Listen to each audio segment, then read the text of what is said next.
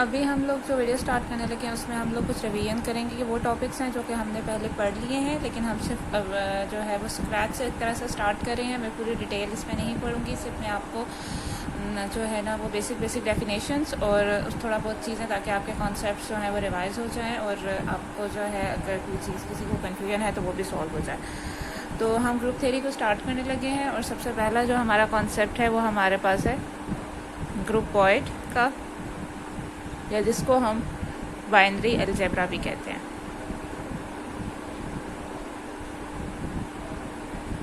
तो उसकी डेफिनेशन आपके पास क्या है? उसकी डेफिनेशन ये है कि कोई भी नॉन एम्प्टी सेट, मैं इंग्लिश में बोल रही हूँ, आप इसको नोट डाउन कर लेना।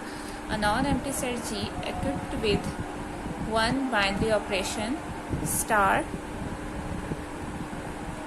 is called groupoid. G is a groupoid if G is closed for star. It is denoted by G star. For example, जैसे मिसाल के तौर पे आपके पास हो n प्लस या z minus and q x, मतलब बेसिकली ये क्रॉस है, etcetera. Groupoid is also called quasi group. तो इससे हमें क्या पता चला कि a non empty set G equipped with one binary operation, ऐसा नॉन एम्प्टी सेट जी जिसके ऊपर एक बाइनरी ऑपरेशन अप्लाइड हो रहा हो, जिसे हमने स्टार कह दिया है, is called groupoid. G is a groupoid if G is closed for star. मतलब क्लोज्ड फॉर स्टार आपके पास अगर है, क्लोज्ड होने का क्या मतलब है कि जो भी बाइनरी ऑपरेशन जिसके तहत वो क्लोज है, अगर आप उस सेट के एलिमेंट्स पे वो बाइनरी ऑपरेशन अप्लाई करें तो वो उसी ही जो है वो सेट से बिलोंग करना चाहिए।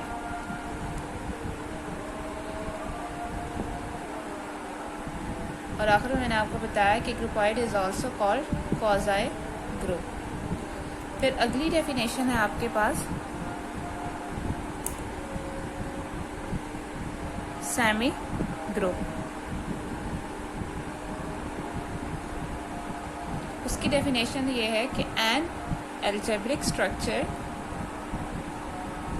फिर आगे आप ब्रैकेट में लिखेंगे ये, is called a semi group if the binary operation star satisfies associative property.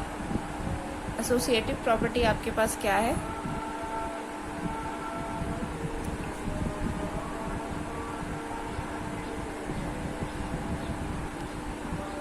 For all A belong to G। अब इसकी कुछ एग्जांपल्स हैं। एग्जांपल 1 है द एल्जेब्रिक स्ट्रक्चर्स। जैसे मिसाल के तौर पे हमारे पास जो एल्जेब्रिक स्ट्रक्चर्स हैं n प्लस z प्लस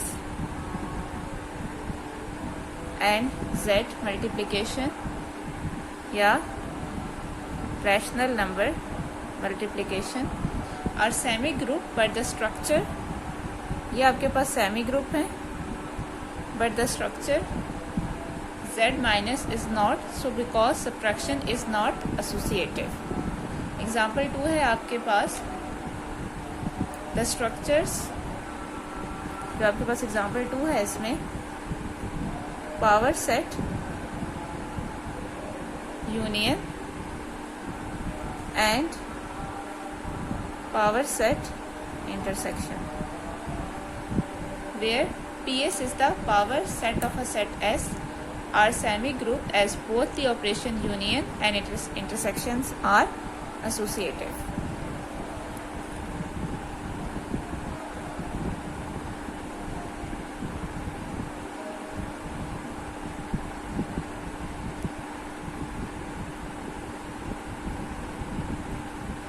तो यहाँ से आपको सेमी ग्रुप की डेफिनेशन भी जो है वो पता चल गई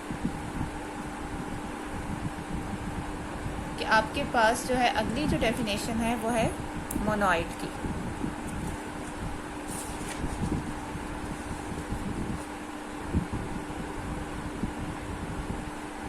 मोनोइड जो है वो एक उसकी जो डेफिनेशन है वो है a semi group is called monoid if there exist an identity element E in G such that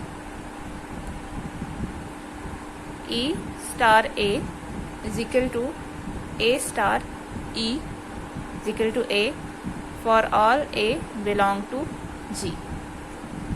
Example 1 आपके पास क्या है? The semi group N star is a monoid because 1 is the identity for the multiplication, but the semi group N plus is not because 0 is the identity for addition, is not in N.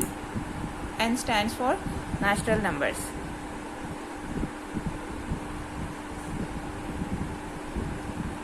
Example 2 the semi group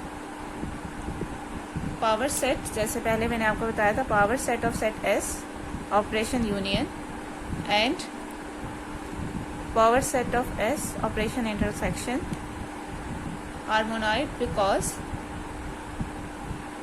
psi and S are the identities respectively for union and intersection in power set of S. What is psi? Psi is the null set. Okay, तो जैसे आप null set का किसी के साथ union लें जो empty set होता है तो वो वही सेट रहता है,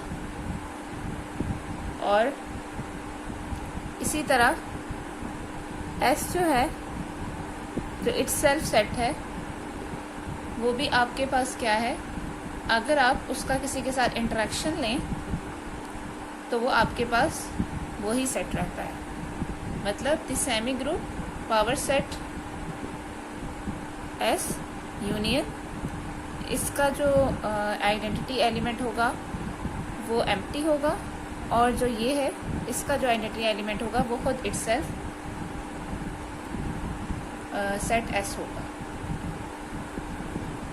तो अगर आप देखें तो बाय सीक्वेंस जो ग्रुपॉइड थे उन्होंने कौन सा आपके पास डेफिनेशन फुलफिल की, वो ये कर रहे थे वो क्लोज था. अभी इसमें हमने ग्रुप की कोई बात नहीं की है, हमने सिंपल क्लोज की बात की है. क्लोज की बात मतलब कि कोई भी आप सेट उठाएं और उसके अगर आप दो एलिमेंट्स पे वो ऑपरेशन अप्लाई करें जिस ऑपरेशन के थ्रू वो क्लोज हैं, तो वो दो एलिमेंट्स का जो ऑपरेशन अप्लाई करने के बाद आंसर आएगा वो उसी ग्रुप से बिलोंग करेगा, तो वो ग्रुपॉइड हो गया. ये ग्रुप नहीं है, ग्रुपॉइड है. ग्रुप की डेफिनेशन आपको पता है, उसमें 4 चीज़ें आती हैं. तो ग्रुपॉइड हो गई जिसमें सिर्फ ये होता है कि कोई भी दो एलिमेंट्स को आप कंबाइन करें थ्रू ऑपरेशन स्टार, तो जो आंसर आए वो उसी ग्रुप वो उसी सेट से बिलोंग करे. फिर सेमी ग्रुप में आपके पास क्या होता है कि आपके पास सेमी ग्रुप जो है वो ग्रुपॉइड होता है. मतलब ग्रुपॉइड तो वो होता ही है, मतलब उसमें दो एलिमेंट्स पे जब ऑपरेशन स्टार अप्लाई करते हैं तो वो उससे बिलोंग करता ही है, साथ ही साथ वो एसोसिएटिव प्रॉपर्टी भी होल्ड करता है. और जो मोनॉइड है वो आपके पास ग्रुपॉइड की प्रॉपर्टी भी होल्ड करता है, और आपके पास सेमी ग्रुप की प्रॉपर्टी भी होल्ड करता है, और साथ साथ उसके अंदर एक आइडेंटिटी एलिमेंट भी हो जाता है. तो यहाँ से आपको 3 डेफिनेशन जो हैं वो पता चल गई.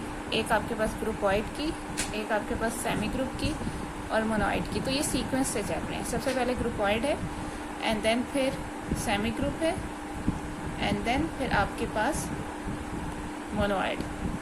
तो मोनोइड तक आपके पास क्या पता चल गया कि मोनोइड में 3 प्रॉपर्टीज़ आ गई. एक तो आइडेंटिटी एलिमेंट होगा, उसमें कोई भी दो एलिमेंट्स को आप किसी ऑपरेशन थ्रू स्टार कंबाइन करेंगे तो वो उसी सेट से बिलोंग करेगा, और उस पर एसोसिएटिव प्रॉपर्टी होल्ड करेगी. तो अब हम तरफ आते हैं किसकी तरफ, ग्रुप की तरफ. और ग्रुप की डेफिनेशन क्या है, an algebraic structure of set G and a binary operation star defined in G. For example, G star is called a group if star satisfies the following postulate. देखें, सबसे पहला postulate क्या कि कुलैयर हो. कुलैयर वही प्रॉपर्टी जो ग्रुपॉइड की प्रॉपर्टी थी. कोई भी A and B एलिमेंट जो कि G से बिलोंग कर रहे हों तो उनके ऊपर जब आप स्टार ऑपरेशन अप्लाई करें तो वो भी आपके पास G से बिलोंग करना चाहिए. सेकंड आपके पास एसोसिएटिविटी है, जिसमें आपके पास अगर ए बी सी जो है वो आपके पास जी से बिलोंग कर रहे हैं तो ए स्टार बी स्टार सी बराबर होना चाहिए ए स्टार बी स्टार सी के। और फिर थर्ड प्रॉपर्टी है कि एग्जिस्टेंस ऑफ आइडेंटिटी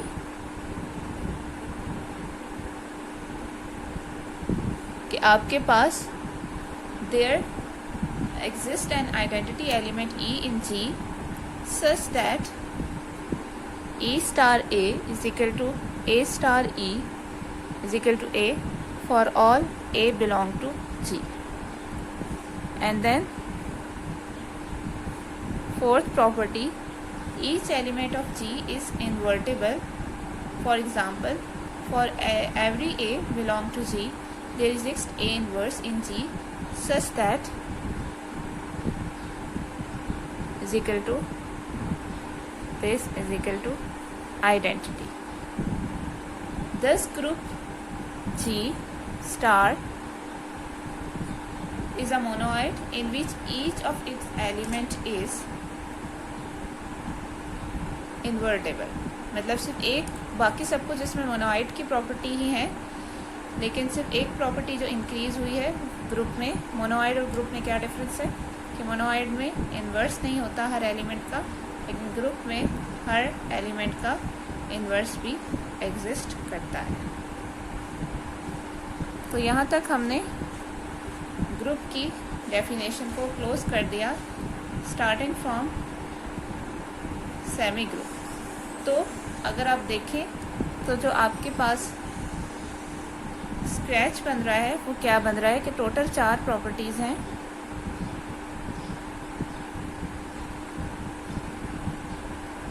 तो आपके पास अगर एसोसिएटिविटी है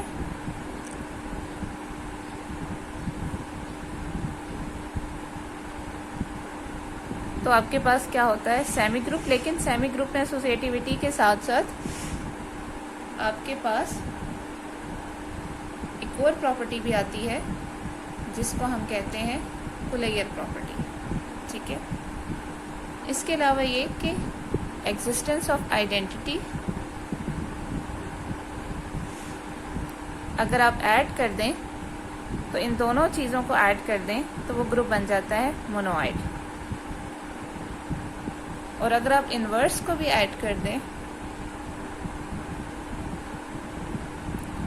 तो वो आपके पास बन जाता है ग्रुप। लेकिन एक और इसके बाद एक और चीज़ होती है जिसे कहते हैं कम्यूटेटिविटी। वो क्या है आपके पास एबिलियन ग्रुप और commutative group.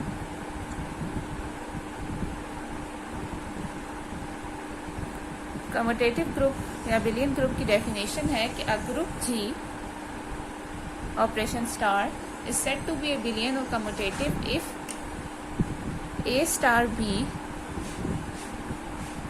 commutative if A star B is equal to B star A, or if star is commutative also a G star is an abelian group.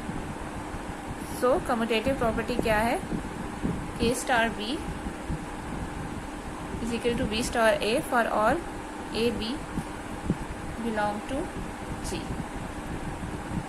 तो आपके पास ऐसे ग्रुप को हम कहेंगे कम्यूटेटिव या एबिलियन ग्रुप। फिर आपके पास आता है finite and infinite group.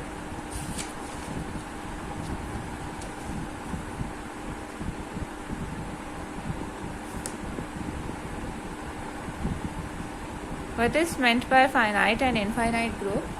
A group G star, whenever I said G star, it's mean this. A group G star is said to be finite if its underlying set G is a finite set, and a group which is not finite is called an infinite group. मतलब जिस set के elements infinite होंगे वो आपके पास infinite group होगा, और अगर finite number of element हैं तो वो फाइनाइट ग्रुप होगा।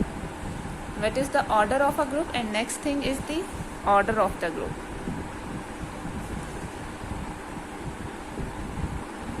I will start from a definition. The number of element in a finite group is called the order of the group, and it is denoted by this. If G star is an infinite group, then it is said to be of infinite order. For infinite set, order is infinite.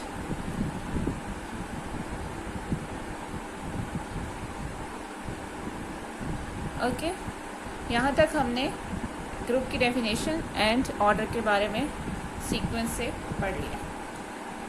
अब हम लोग जो next चीज़ करेंगे अब वो है हमारे पास बहुत इम्पोर्टेंट, जिसे कहते हैं addition modulo and multiplication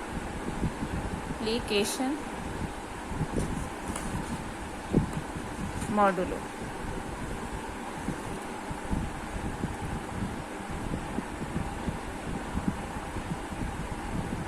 addition and multiplication modulo की बहुत सारी एग्जांपल्स हम कर चुके हैं।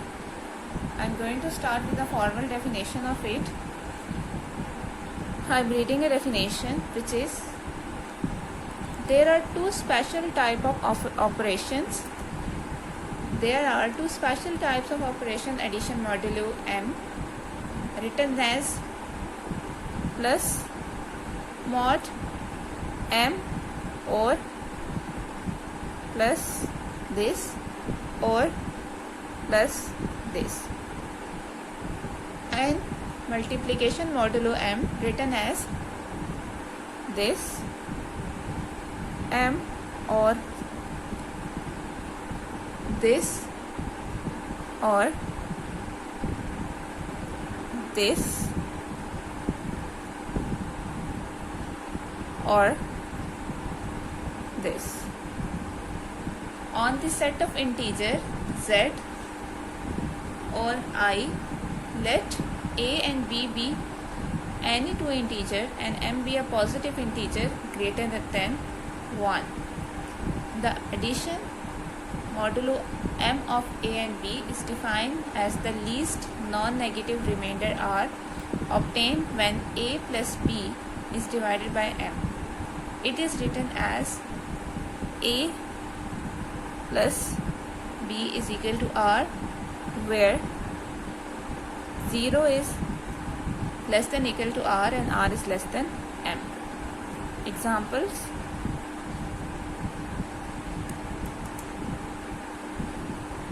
5 plus this is equal to 2. How? Because 5 plus 5 is equal to 10. As this is addition modulo 4, then we will divide 10 by 4 and we will left with remainder 2. Therefore 5 this is equal to 2. Here you got the formal definition of addition and multiplication modulo. Now I will do one example for multiplication modulo. How? As 5 multiply 5 is equal to 25, and when 25 is divided by 4, the remainder is 1. In this way, you get familiar with the addition and multiplication moduli. I am going to solve one more example for you. which is Z4. This is a very famous group.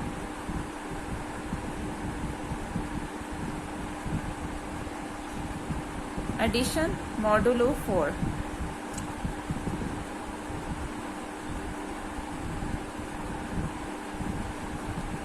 इसे हमने prove ये करना है कि ये एक abelian group है with respect to addition modulo 4. इसके लिए हम एक केली टेबल बनाएंगे.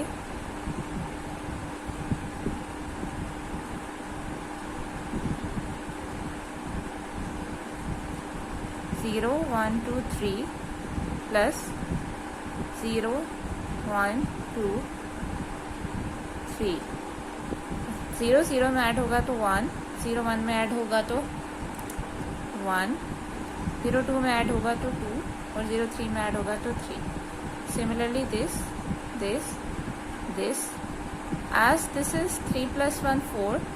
जब भी आपके पास जिस मॉडुलो की आपके पास आप टेबल सॉल्व कर रहे हैं, अगर उस नंबर से के इक्वल या उससे बड़ा आपके पास आंसर आ रहा हो तो आपने उसको उससे डिवाइड करना होता है. जैसे 4 आ रहा है यहाँ पे 1 + 3, तो 4 को जब आप 4 से डिवाइड करेंगे तो रिमाइंडर 0 आएगा. We are talking about remainder which would be 0. यहाँ 0 आ जाएगा. 2 + 0 2 1 3 2 + 4 2 + 2 सॉरी 4, उसका रिमाइंडर 0 है. 2 + 3 5 हो जाएगा, उसका रिमाइंडर 1 होगा. फिर इसी तरह ये आपके पास केली टेबल बन गया. तो अगर आप इस पे चेक करें कि एक तो हमने प्रूव करना है कि अबिलियन ग्रुप है, अबिलियन भी nth ग्रुप भी. तो सबसे पहले हम चेक कर लेंगे कि एक ग्रुप है. तो ऑब्वियसली ग्रुप है क्योंकि कोई भी 2 एलिमेंट आप लें और उनके ऊपर ये ऑपरेशन प्लस अप्लाई करें तो आंसर आपके पास जो आ रहा है वो इसी सेट में से बिलोंग कर रहा है. दूसरा, इसमें हर एलिमेंट का इन्वर्स भी एग्जिस्ट कर रहा है. जैसे इन्वर्स का मतलब ये है कि ऐसा एक नंबर में जब कोई दूसरा नंबर ऐड करें तो आंसर आइडेंटिटी आए. तो क्योंकि इस ग्रुप की आइडेंटिटी 0 है, इस सेट की आइडेंटिटी 0 है, तो हम ये देखेंगे कि 1 में क्या ऐड करें तो 0 आ रहा है. तो बेसिकली आपके पास हम देख सकते हैं कि यहाँ पे 1 और 3 को जब हम ऐड करें तो 0 आ रहा है. तो 1 और 3 एक दूसरे के इन्वर्स हैं. इस तरह 2 में 2 को ऐड करें तो 0 आ रहा है, तो वो एक दूसरे के इन्वर्स हैं. और इस तरह 1 का इन्वर्स 3 हो गया, 3 का इन्वर्स 1 हो गया और 2 का इन्वर्स 2 हो गया. वो इसी सेट से बिलोंग कर रहा है. आइडेंटिटी एलिमेंट भी इसमें मौजूद है और ये एसोसिएटिव प्रॉपर्टी भी ओबियसली होल्ड करता है. तो सारी प्रॉपर्टीज़ इसके अंदर सेटिस्फाई हो रही हैं जो कि एक ग्रुप की होती हैं. तो इसका मतलब है ये ग्रुप है. और एबिलियन चेक करने के लिए हमने ये देखना है कि चाहे हम 1 को 2 में ऐड करें या 2 को 1 में ऐड करें, आंसर हमारे पास 3 ही आता है. तो ये एबिलियन भी है.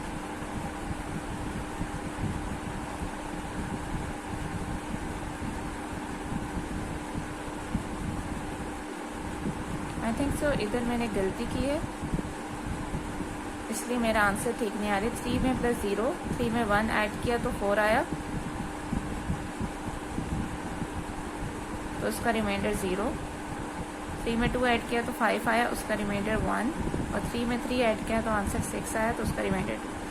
ये मुझे कैसे पता चला कि मैंने गलती की है? क्योंकि एक रो और एक कॉलम के अंदर उस सेट के सारे एलिमेंट्स आ जाने चाहिए और कोई भी रिपीट नहीं होना चाहिए. तो मुझे यहाँ पे मैंने 0 लिख दिया था, जिसकी वजह से मैंने आखिरी कॉलम रो जो है वो गलत बना दी थी.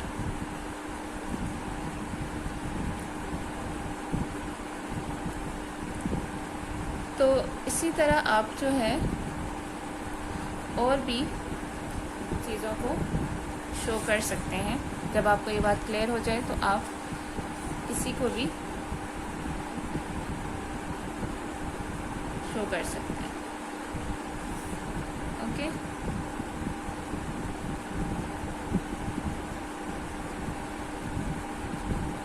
अब हम नेक्स्ट डेफिनेशन की तरफ जा रहे हैं और वो है सब ग्रुप.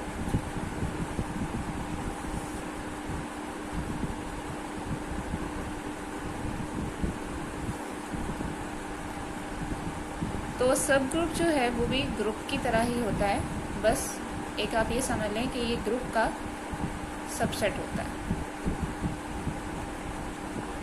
तो अब हम इसकी फॉर्मल डेफिनेशन जो है वो रीड करेंगे। अगर आपको ग्रुप का समझ आ गया है तो सब ग्रुप भी बिल्कुल वैसा ही होता है। तो अब हम देखते हैं सब ग्रुप की डेफिनेशन क्या है। अ non empty subset H of a group G is called a subgroup of G if number 1 H is closed for the composition defined in G, number 2 अब मैं कंपोजिशन पहले लिख रही हूँ इसके साथ ही, A belong to H, B belong to H implies that A, B belong to H. Second, H itself a group for the composition induced by that of G. फिर आगे प्रॉपर और इम्प्रॉपर सब ग्रुप्स हैं। Definition आपके पास proper and improper सब group. Improper सब group को trivial group भी कहते हैं।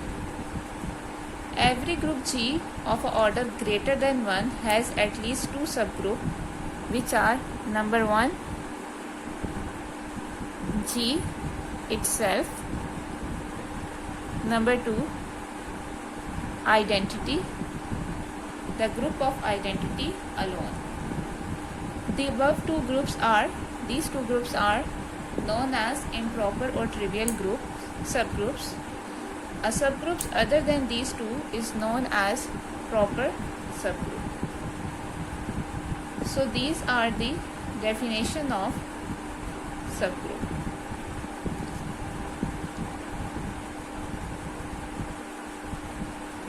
Now I am moving towards cyclic group.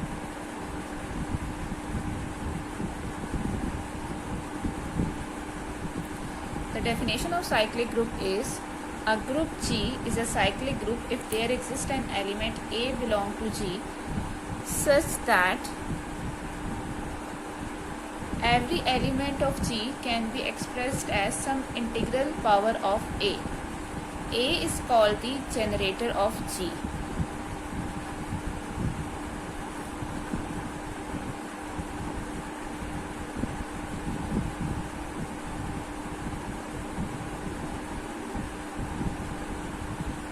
If the operation of the G is addition, then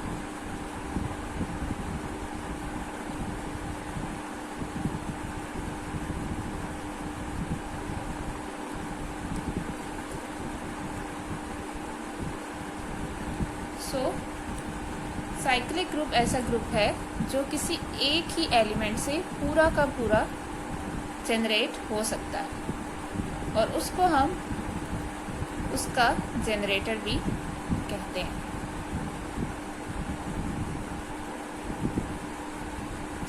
इससे रिलेटेड हम एक एग्जांपल सॉल्व कर लेते हैं जिससे आपको ये पता चल जाएगा कि किस तरह से हम किसी का भी जनरेटर फाइंड करते हैं। Find all the generator off the cyclic group. एक ग्रुप है इसके बारे में मैंने आपको पहले ही बता दिया है कि वो साइक्लिक है।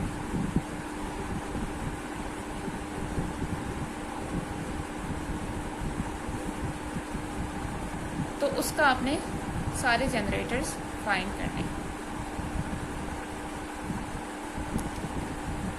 तो आपके पास जैसे यहाँ पे लिखा हुआ है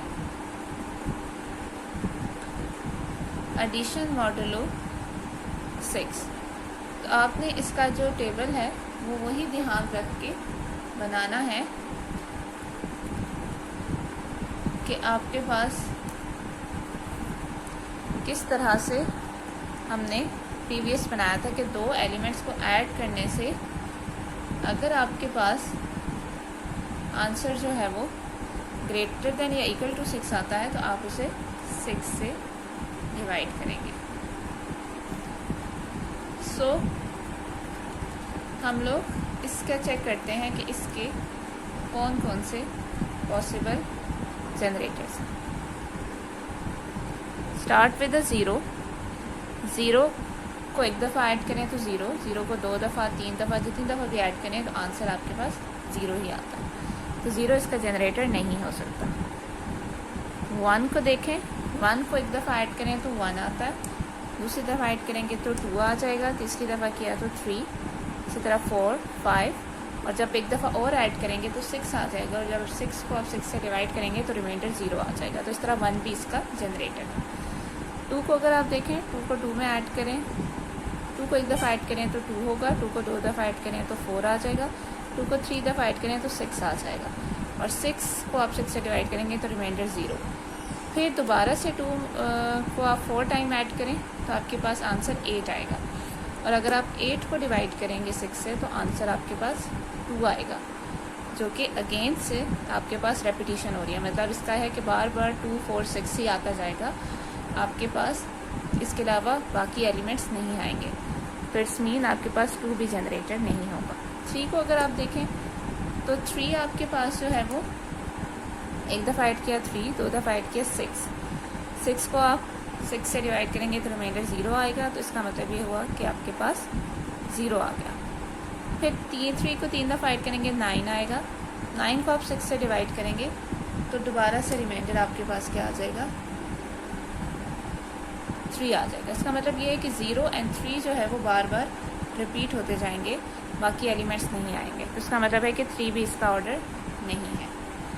अब आप 4 को देखें, सॉरी 3 भी इसका जनरेटर नहीं है।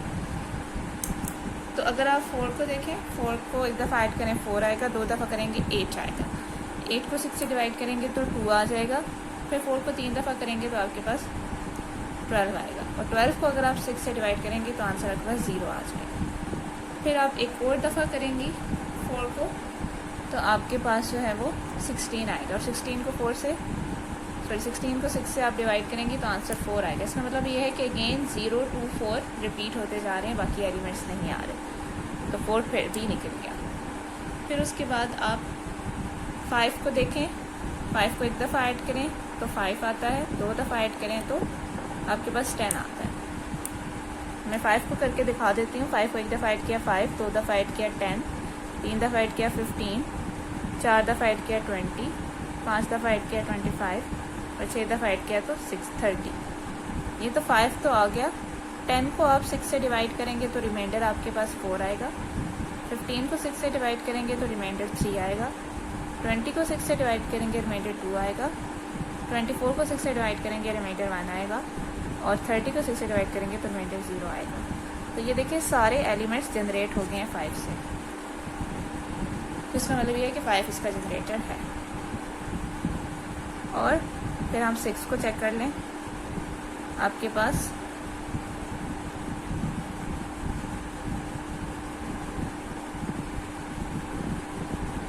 से डिवाइड करें रिमाइंडर 0, और अब आप जो है वो 6 नहीं है, आई एम सॉरी 6 तो है ही नहीं, 5 तक एलिमेंट्स हैं, सही है। तो इसका मतलब क्या हुआ कि आपके पास 1 और 5 ये 2 जो हैं वो इसके जनरेटर्स हैं। तो आपके पास जो है वो जी के जनरेटर्स क्या क्या हैं, 1 और 5। तो 1 और 5 आर 2 जनरेटर्स ऑफ जी। अब मैं आपको यहाँ पे बताऊंगी कि आपने एलिमेंट का ऑर्डर कैसे फाइंड करते हैं।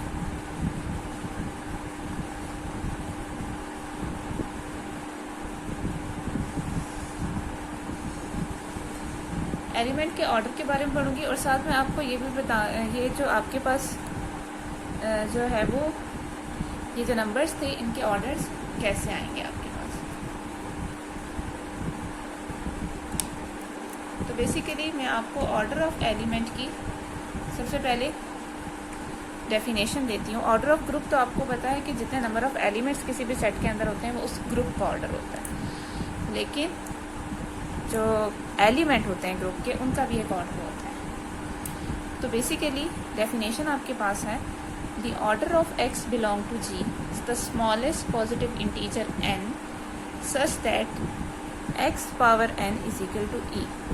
मतलब आपके पास कोई भी एलिमेंट आप किसी सेट का ग्रुप का जो है वो लें और उसके ऊपर डिफरेंट पावर से, अब पावर से मुराद यहाँ पे ये है कि अगर तो वो ग्रुप है अंडर एडिशन तो आप उस एलिमेंट के अंदर उसी को खुद ही बार बार ऐड करते जाएं, और जहाँ तक आपका आइडेंटिटी एलिमेंट नहीं आ जाता तब तक आप उसे ऐड करते हैं।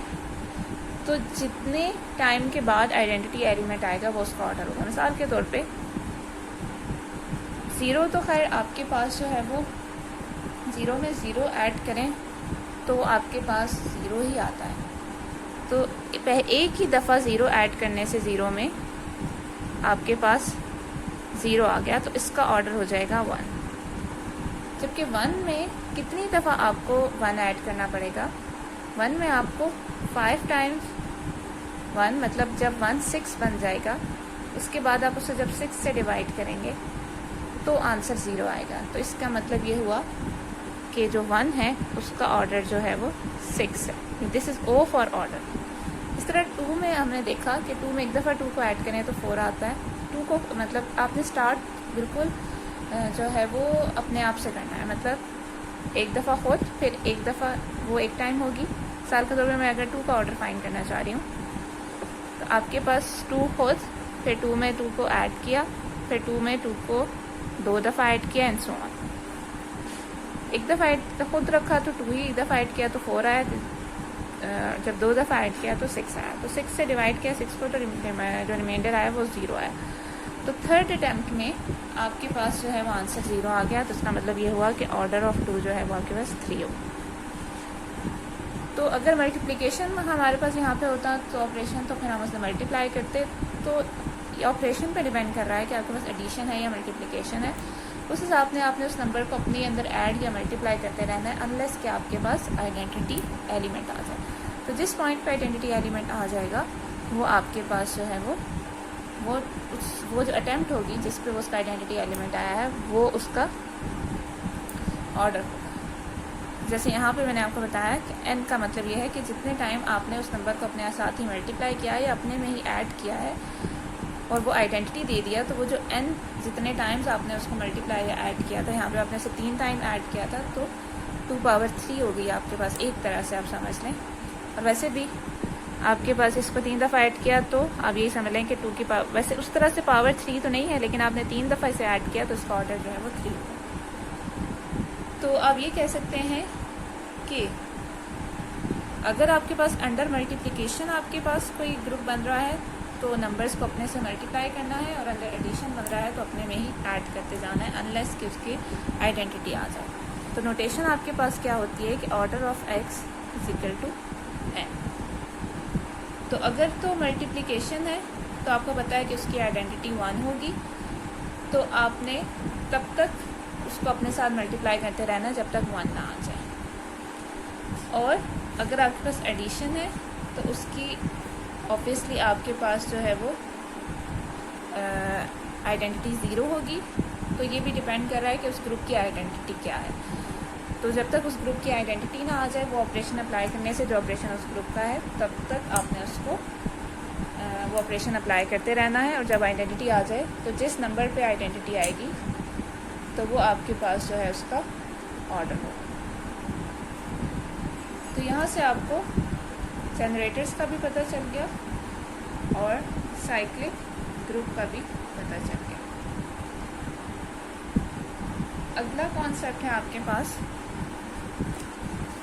कोसेट्स।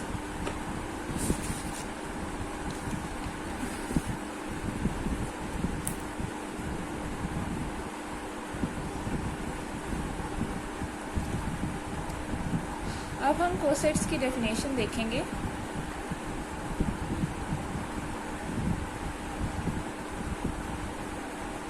कोसेट्स आपके पास क्या होते हैं।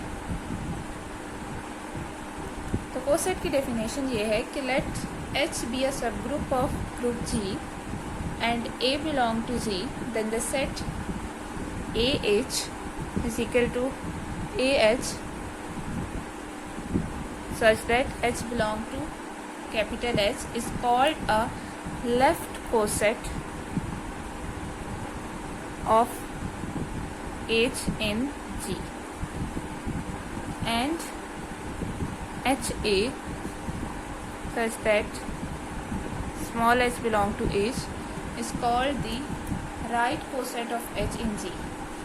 By this definition, it is clear that corresponding to every element of G, we have a left coset and right coset of H in G. It is obvious that AH is the subset of G and HA is also subset of G for all A belong to G. Further, we may note that EH is equal to H is equal to HE. The left and right coset of H correspond to the identity E coincide with H. Hence, H itself is the left as well as right coset of H in G. मतलब अगर आप उसे identity के साथ combine करें तो वो वही रहेगा।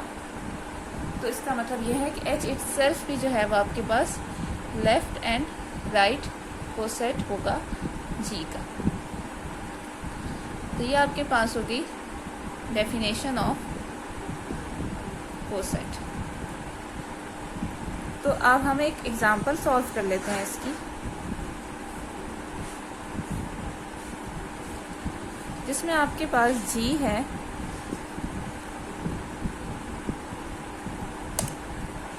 जो कि इंटीजर्स का सेट है और वो ग्रुप बना रहा है अंडर एडिशन, एंड H जो है जो कि उसका सब ग्रुप है वो 2Z के बराबर है, मतलब वो 0 plus minus 2 plus minus 4 so on इसके बराबर है। अब हमने कोसेट्स फाइंड करने हैं H के इन G। तो आपने करना क्या है, एक एलिमेंट उठाते जाना है और H में अगर आप राइट को सेट फाइंड करें हैं तो राइट साइड से ऐड करते जाएं, क्योंकि अंडर एडिशन ये बन रहा है। अगर अंडर मल्टीप्लिकेशन होता तो हम मल्टीप्लाई करते, अंडर एडिशन है तो इसलिए हम इसको ऐड करें। तो आपने इंटीजर्स में 0 को लेफ़्ट साइड से ऐड करना है। इसी तरह आपने 1 2 मतलब आपने G के एलिमेंट्स उठाते जाना है। कुछ लेंगे, हम सारे तो नहीं करेंगे, कुछ नंबर लेके हमने H में लेफ़्ट साइड राइट साइड से ऐड करेंगे। पहले हमने राइट साइड से ऐड कर लिया, ठीक है। इसी तरह हम इससे लेफ़्ट साइड से भी ऐड करेंगे। अब होता ये है, जब आप कोसेट्स बना रहे होते हैं तो आपके पास रेपिटिशन होना शुरू हो जाती है। मिसाल के तौर पे H में जब 0 ऐड करेंगे तो आपके पास ऑब्वियसली H ही आ जाएगा, आपको H ही मिलेगा। लेकिन H में जब आप 1 ऐड करेंगे तो आपको जो है, अब प्लस माइनस 2 है तो इसमें जब 1 प्लस में ऐड होगा तो वो 3 दे देगा, और जब माइनस 2 में ऐड होगा तो वो आपको माइनस 1 दे देगा, ठीक है। तो हम इसे कह सकते हैं कि ये प्लस माइनस 1 बन जाएगा। इस तरह 4 में प्लस 4 में जब 1 ऐड होगा तो वो 5 देगा, और जब माइनस 4 में ऐड होगा तो वो माइनस 3 देगा। तो इसका मतलब ये है कि हर पेयर के पॉजिटिव नेगेटिव दोनों पार्ट्स जनरेट होते जाएंगे। अब जब आप 2 ऐड करेंगे, 2 0 में ऐड करेंगे तो 2 आ जाएगा, लेकिन 2 जब आप इसमें ऐड करेंगे, प्लस में ऐड करेंगे तो 4 आएगा, माइनस में ऐड करेंगे तो 0 आएगा। इसका मतलब ये है कि इसमें भी आपके पास इस तरह से, अब देखें 4 में जब आप प्लस 4 में 2 ऐड करेंगे तो 6 आएगा, लेकिन जब आप माइनस 4 में ऐड करेंगे तो माइनस 2 आ जाएगा। तो इस तरह से आपके पास सेम वही नंबर जनरेट हो जाएंगे जो H के हैं। तो यहाँ से आपको ये पता चल गया कि रेपिटिशन होगी। एक दफ़ा H आया, एक दफ़ा आपके पास H+1 था जो थोड़ा डिफरेंट था, जिसमें ऑड नंबर थे, और फिर दोबारा से H आ गया। इसी तरह आप इसमें कुछ और नंबर ऐड करके देख लें, जैसे आप इसमें 3 ऐड कर लें, 4 ऐड कर लें, 5 ऐड कर लें, तो आप देखेंगे कि जब आप +3 ऐड करेंगे तो आपके पास दोबारा से जो है वो h आ जाएगा। और जब आप 4 ऐड करेंगे तो उनके h+3 में ऐड करके देख लेती हूँ कि क्या आ रहा है। 0 में 3 ऐड हुआ तो वो तो आपको, मैं पहले इनफॉर्मल लिखती हूँ। 0 में 3 ऐड हुआ तो 3 आ गया। अब +-2 है तो इसमें प्लस में 3 ऐड होगा तो 5, और माइनस में जब 3 ऐड होगा तो -2 में 3 ऐड होगा तो 1। +-5 है तो +-4 है, +4 में 3 ऐड होगा तो 7, -4 में 3 ऐड होगा तो -1। अब मैं इससे अगला भी एक नंबर ले लेती हूँ, +-6। प्लस में जब 3 ऐड होगा तो +6 में तो 9, और -6 में ऐड होगा तो -3। तो अगर आप इसे करते जाएंगे तो आपको कुछ इस तरह का सेट मिलेगा। तो ये आपके पास h+1 वाले सेट की तरह ही आ जाएगा। और जब आप 4 ऐड करेंगे तो आपको h जैसा सेट मिलेगा। मतलब एक दफ़ा आपके पास जो है वो h आएगा, एक दफ़ा h+1 एंड सो ऑन। तो ये आपके पास जो है वो रेपिटेशन होती रहेगी। तो डिस्टिंक्ट कोसेट्स सिर्फ खोया होंगे, एक h और एक h+1, मतलब बाकी इन्हीं के फॉर्म में आते जाएंगे। तो जो बेसिकली आपके पास h के, इसका मतलब है 2 ही डिस्टिंक्ट कोसेट हैं ये दोनों। और एक और चीज़ यहाँ से आपको बता दूँ कि किसी भी सेट के सबसेट के जो डिस्टिंक्ट कोसेट्स होते हैं, जब आप उनका यूनियन लेते हैं तो आपके पास वो ग्रुप आ जाता है। किसी भी ग्रुप के, सब ग्रुप के जो डिस्टिंक्ट कोसेट होते हैं उनका यूनियन लेने से वो ग्रुप आ जाता है। तो यहाँ से एक ये चीज़, और एक और इम्पोर्टेंट चीज़ मैं आपको जो बताना चाहती हूँ वो ये है, सॉरी मेरा मोबाइल करने वाला, वो ये है कि आपके पास अगर तो कोई ग्रुप एबिलियन है तो ऑब्वियसली उसका सब ग्रुप भी जो है वो एबिलियन ही होगा। तो जो एबिलियन ग्रुप होता है उसके लेफ़्ट कोसेट्स उसके राइट कोसेट्स के बराबर होते हैं। तो आपके पास जब लेफ़्ट कोसेट्स राइट कोसेट्स के बराबर होते हैं तो इसका मतलब ये है कि अगर आप कोई एक कोसेट भी फाइंड करें, मतलब आप सिर्फ राइट वाले कर लें या सिर्फ लेफ़्ट वाले कर लें, तो उससे भी आपको डिस्टिंक्ट कोसेट मिल जाते हैं। जैसे इस एग्जांपल में हमने सिर्फ जो है वो राइट वाले कोसेट्स किए, लेफ़्ट वाले नहीं किए। तो वरना अगर आपके पास एबिलियन ना हो तो फिर आप दोनों करके फिर उसका डिस्टिंक्ट कोसेट फाइंड करेंगे।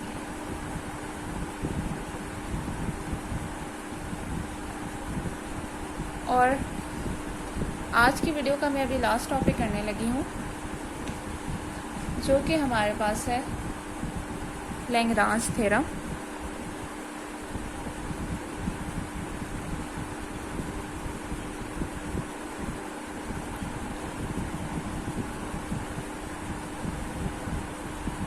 कि आपके पास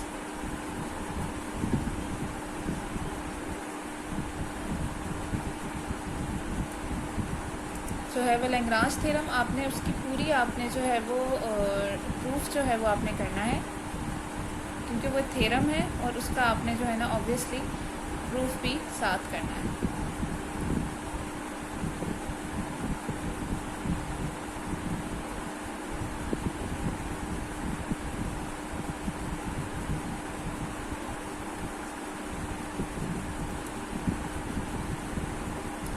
एक और चीज़ मैं आपको यहाँ पे कोसेट्स के बारे में बताना चाहती हूँ कि जैसे हमने यहाँ पे 2 कोसेट्स फाइंड की, 2 मतलब बेसिकली 2 डिस्टिंक्ट कोसेट्स अब आपके पास आए इस एग्जांपल में।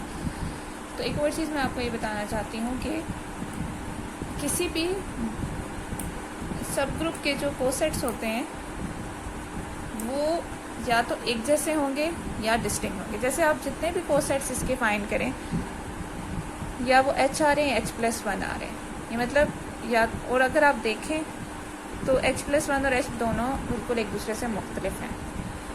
तो या तो वो बिल्कुल डिस्टिंक्ट होंगे, मतलब उसमें कुछ भी कॉमन नहीं होगा, या वो बिल्कुल एक जैसे होंगे। एक जैसे होने का मतलब ये है कि देखिए जैसे आप H में 0 ऐड किया या 2 ऐड किया या 4 ऐड किया तो आपके पास H ही आया, तो वो आइडेंटिकल थे। और जो H+1 वाले हैं जितने भी आ रहे हैं वो आपस में आइडेंटिकल है। मतलब आप किसी भी एक सब ग्रुप के जितने भी कोसेट्स फाइंड करते हैं या तो वो आपस में एक जैसे होते हैं, या तो वो अगर डिफरेंट होते हैं तो वो बिल्कुल डिफरेंट होते हैं, और अगर वो एक जैसे होते हैं तो वो बिल्कुल आइडेंटिकल होते हैं। तो ये एक इम्पॉर्टेंट चीज़ जो मैं आपको बताना चाह रही थी। इसके अलावा ये कि जो लैग्रांज थ्योरम है उसका आपको पूरा प्रूफ करना है, और उसकी मैं आपको डेफिनेशन जो है वो बता देती हूँ कि लैग्रांज थ्योरम की डेफिनेशन क्या है। तो लैग्रांज थ्योरम की डेफिनेशन ये है, मतलब पहले आप उसकी स्टेटमेंट देख लें कि द ऑर्डर ऑफ एवरी सब group of a finite group is a divisor of the order of the group. मैं रिपीट कर रही हूँ, द ऑर्डर ऑफ एवरी सब group of a finite group is a divisor of the order of the group. मतलब आपके पास कोई भी सब ग्रुप है किसी ग्रुप का, उस सब ग्रुप का जो ऑर्डर होगा वो ग्रुप के ऑर्डर को का डिवाइज़र होगा। अब हम इसका प्रूफ लिख देते हैं। इसका प्रूफ है, late H be a subgroup of a finite subgroup G such that order of G is equal to n and order of H is equal to m. We know that G is equal to this. जैसे मैंने आपको बताया कि जितने भी distinct cosets होते हैं उनको जब आप ऐड करते हैं तो सॉरी उनका जब आप यूनियन लेते हैं तो ग्रुप आ जाता है। तो ये वो चीज़ है। Since all the left coset of H are not different, so let H have only k different coset. क्योंकि कोसेट्स होते हैं या तो वो आइडेंटिकल होते हैं या वो एक दूसरे से मुख्तलिफ होते हैं, तो जिन भी कोसेट्स का आप यूनियन ले रहे हैं वो ऑब्वियसली मुख्तलिफ होंगे। लेट्स सपोज आपके पास ये कोसेट्स हैं,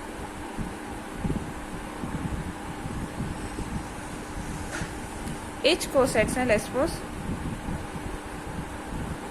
तो जब आप इनका यूनियन लेंगे, thus G is equal to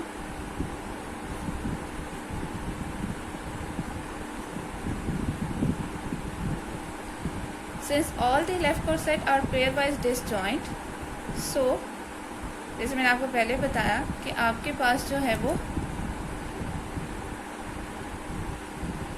cosets या तो डिसजॉइंट होंगे या आइडेंटिकल, लेकिन जिनका आप यूनियन ले रहे हैं वो आपके पास डिसजॉइंट ही होंगे। तो ऑर्डर जो होगा वो आपके पास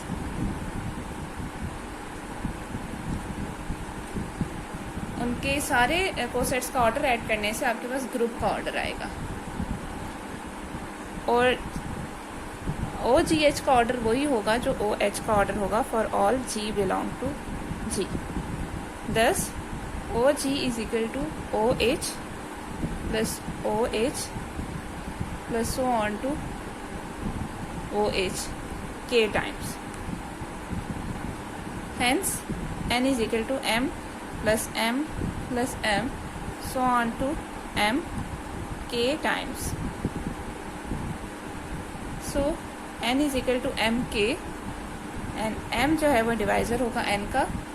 So OH is a divisor of order of G. Important remarks: the converse of Lagrange theorem is not always true, such that if M is a divisor of n, where n is the order of G, then it is not necessary that G has a subgroup of order M. Okay, अब हमारी revision यहाँ पे and हो गई है, बाकी हम next video में करेंगे।